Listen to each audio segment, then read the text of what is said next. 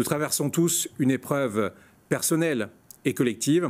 Et la priorité, c'est évidemment la santé et la gestion sanitaire de cette crise du Covid-19.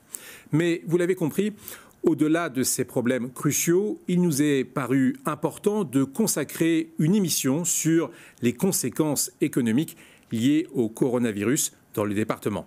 Le confinement indispensable et essentiel en ce moment pour limiter la propagation du virus a eu des effets collatéraux sur l'économie de l'Aube.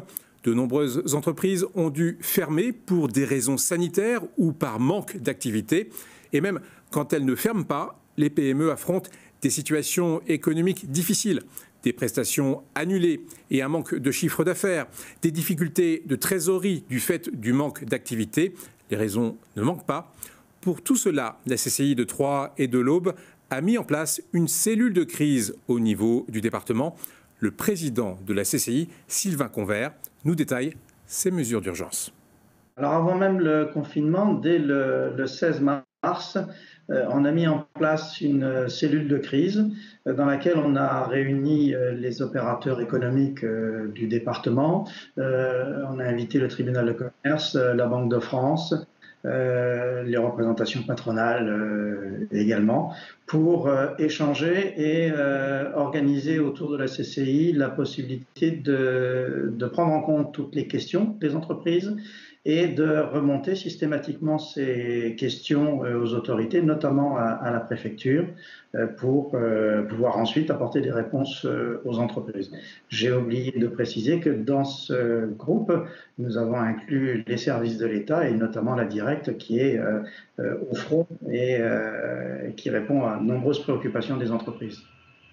Ensuite, en deuxième volet, on a mis en place un comité plus restreint qu'on appelle la Task Force, dans laquelle on a réuni la Chambre des métiers, la Chambre d'agriculture, la CCI évidemment, Banque de France toujours, l'Ordre des experts comptables et la Directe, pour avoir une cellule beaucoup plus opérationnelle que la précédente, qui est plus large.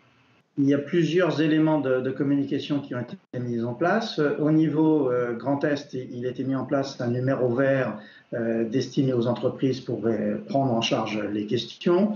Ce numéro, bien évidemment, renvoie en fonction des départements d'appel pour que ce soit les interlocuteurs de proximité qui répondent. On a mis en place également une newsletter que l'on pousse à nos ressortissants, mais également plus largement auprès des entreprises. On a mis donc en place une adresse mail spécifique pour pouvoir recevoir les questions des entreprises qui ne les passeraient pas par les voies traditionnelles ou par le numéro vert.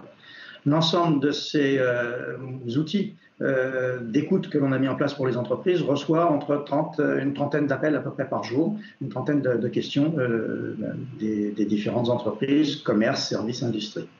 Je crois que c'est au travers de notre cellule de crise que l'on peut évoluer. Je ne peux pas imaginer ce qui pourra peut-être sortir de nos réflexions dans les jours prochains, mais toujours est-il que nous sommes mobilisés, c'est au rythme de au moins 2 réunions par semaine pour nous adapter en permanence à l'évolution de cette crise.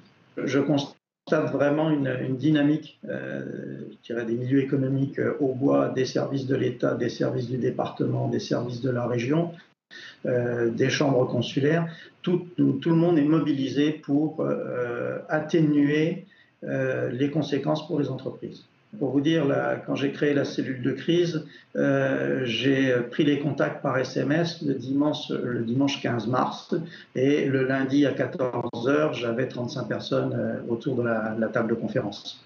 Je vous rappelle donc le numéro vert mis en avant par la CCI, également le mail info.coronavirus@3.cci.fr.